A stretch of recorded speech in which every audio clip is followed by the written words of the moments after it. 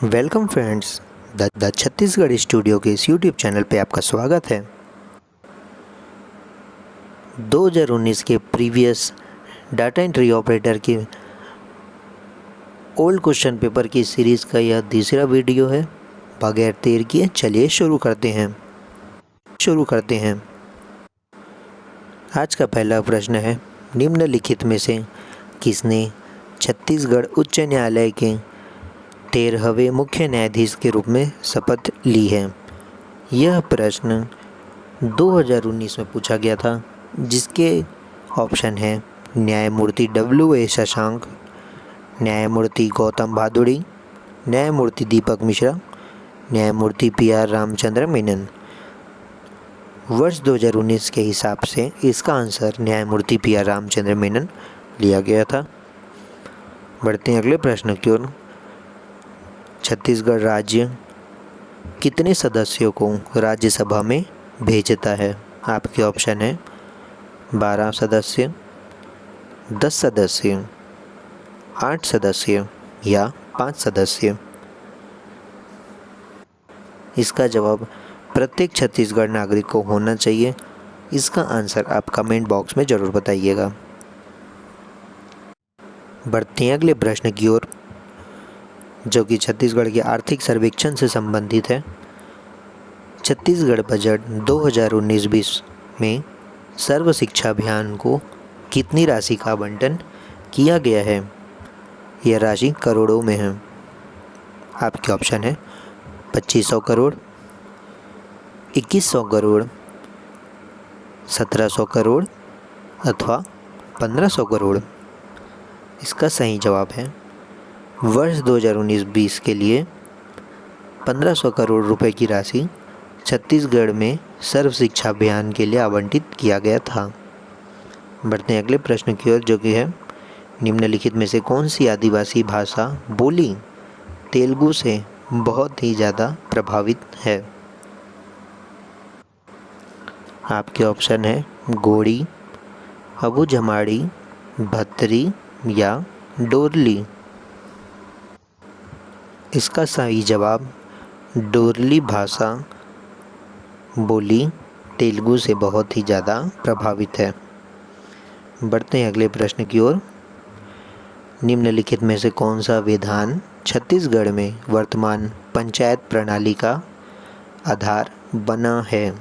आपके ऑप्शन है छत्तीसगढ़ ग्राम पंचायत नियम 1999, छत्तीसगढ़ पंचायत नियम 1995, छत्तीसगढ़ पंचायत निर्वाचन नियम 1995 या छत्तीसगढ़ पंचायत राज अधिनियम 1993। इसका सही जवाब छत्तीसगढ़ पंचायती राज अधिनियम वर्ष 1993 है। इसी विधान के द्वारा छत्तीसगढ़ में वर्तमान पंचायत प्रणाली स्थापित है। बढ़ते हैं अगले प्रश्न की ओर। खाली स्थान प्रति वर्ष 3.6 मिलियन टन की क्षमता के साथ यह राज्य का एक महत्वपूर्ण विकास संकेतक माना जाता है। आपके ऑप्शन है Rashtriya Tap Vidyut Nigam, Bharat aluminium company limited, Bhilai Ispat Sanyantra या सेंचुरी सीमेंट फैक्ट्री। इसका सही जवाब भिलाई इस्पात संयंत्र है।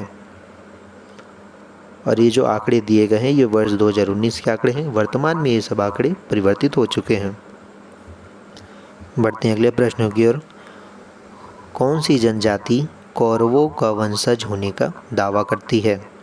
आपके ऑप्शन है कोरिया, कोरवा, कंवर या हल्बा। इसके सही जवाब है कंवर। कंवर जनजाति के द्वारा कौरवों का वंशज होने का दावा किया जाता है। इन सभी प्रश्नों का अंतिम उत्तर बिजली विभाग के द्वारा वर्ष 2019 में ली गई डाटा एंट्री ऑपरेटर की परीक्षा के अंतिम परिणाम के आधार पर इस वीडियो में हमने इसे शामिल किया है।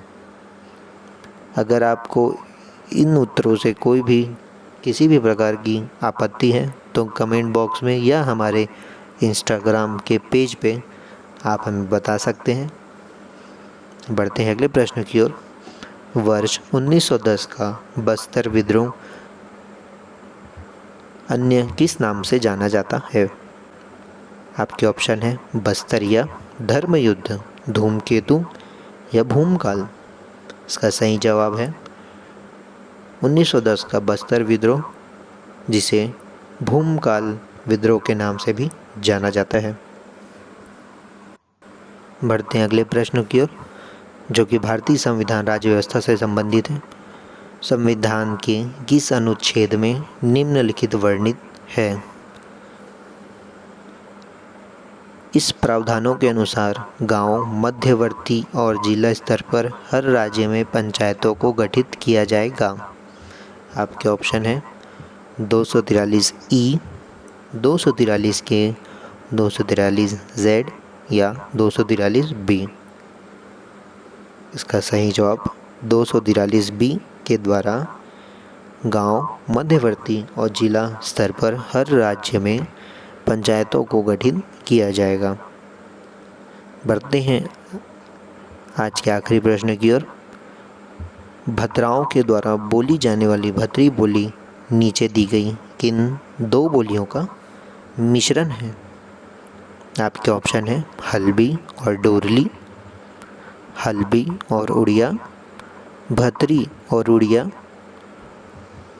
या भतरी और गद्बी। इसका सही जवाब है हल्बी और उड़िया। भद्राओं के द्वारा बोली जाने वाली भतरी बोली हल्बी और उड़िया का मिश्रण है। इस सीरीज़ में और क्या सुधार किया जाए, आप हमें कमेंट बॉक्स में ज़रूर बताइए, हमारा मार्गदर्शन कीजिए। Thanks for watching.